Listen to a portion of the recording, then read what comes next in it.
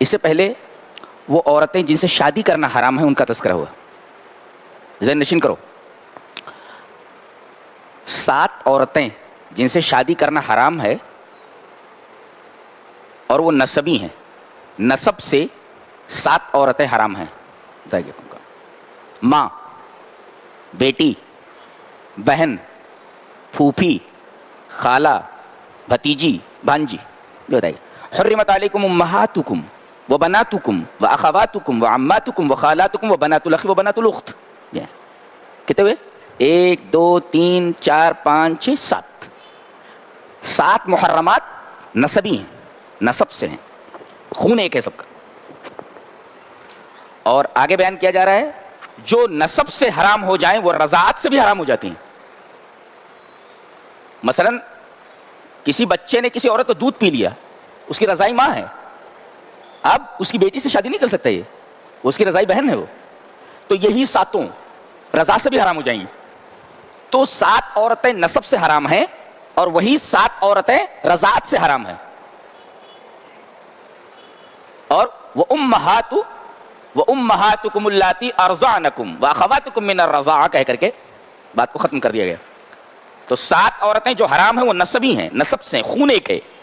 اور 7 عورتیں رضائی، رضاعت سے آتی ہیں. وہ 7 7 14 ہو گئی. اچھا 4 عورتیں مصاہرت سے آتی ہیں، سسرالی رشتے سے آتی ہیں. ساس، بہو اور 2 بہنوں کو ایک ساتھ جمع کرنا. ایک ساتھ 2 بہنوں کے ساتھ نکاح نہیں کیا جا سکتا ہے. تو ساس سے نکاح نہیں کر سکتے، بہو آپ کی ہے اس سے نکاح نہیں کر سکتے آپ، اور 2 بہنوں کو آپ ایک ساتھ نہیں رکھ سکتے. 3. چوتھی ہے ربیبہ. ربیبہ کا مطلب ہوتا ہے جیسے ایک عورت ہے، اس کے پہلے شوہر سے اس کی بیٹی ہے، اب اس نے طلاق دے دیا یا وہ آدمی مر گیا، اب آپ اس عورت سے شادی کرتے ہیں تو اس کی جو بیٹی ہے پہلے شوہر سے، یہ بیٹی ربیبہ ہے، اس سے آپ شادی نہیں کر سکتے. اگر کرنا ہو تو اس عورت سے شادی نہ کرو، ڈائریکٹ اس سے کر لو، ایسا ہو جاتا. اگر آپ نے ماں سے شادی کر لی تو یہ جو بیٹی ہے اس کی، اگرچہ وہ دوسرے شوہر سے، وہ ربیبہ ہے، اس سے نکاح نہیں کر سکتے آپ. تو یہ 4 رشتے جو ہیں یہ سسرالی ہیں، مصاہرت سے ہیں، یہ حرام ہے. تو 7 رشتے نسبی یہ حرام، 7 رشتے رضاعت سے یعنی دودھ پینے کے اعتبار سے، اور 4 رشتے مصاہرت سے سسرالی. اور حدیث سے ہے، تو قرآن سے ہے، یہ حدیث سے ہے کہ اگر آپ نے کسی عورت سے شادی کر لی تو اس کے ساتھ اس کی خالہ کو نہیں رکھ سکتے، اس کی خالہ سے شادی نہیں کر سکتے، اس کی پھوپھی سے نہیں کر سکتے، اس کی بھتیجی سے نہیں کر سکتے، اس کی بھانجی سے نہیں کر سکتے. یہ سب حرام ہو جائیں گی. یعنی کسی عورت سے آپ نے شادی کر لی تو اب اس عورت کی جو خالہ ہے اس سے شادی نہیں کر سکتے آپ، اس کے ساتھ نہیں رکھ سکتے اس کو کہ اس سے بھی شادی کر لیں. اس کی پھوپھی سے نہیں کر سکتے آپ، اس کی بھانجی سے نہیں کر سکتے، اس کی بھتیجی سے نہیں کر سکتے. یہ حدیث سے ثابت ہے. اب ایک سوال کرتا ہوں، بتاؤ چاچی سے شادی کر سکتے ہیں کہ نہیں؟ چاچا مر جائے تو نہیں کر سکتے، اس لیے کہ اس میں درمیان میں آتا نہیں، اس دائرے میں آتا ہی نہیں ہے. تو بتا دیا انہوں نے چاچی سے کر سکتے ہیں شادی اگر چاچا مر گیا تو. جی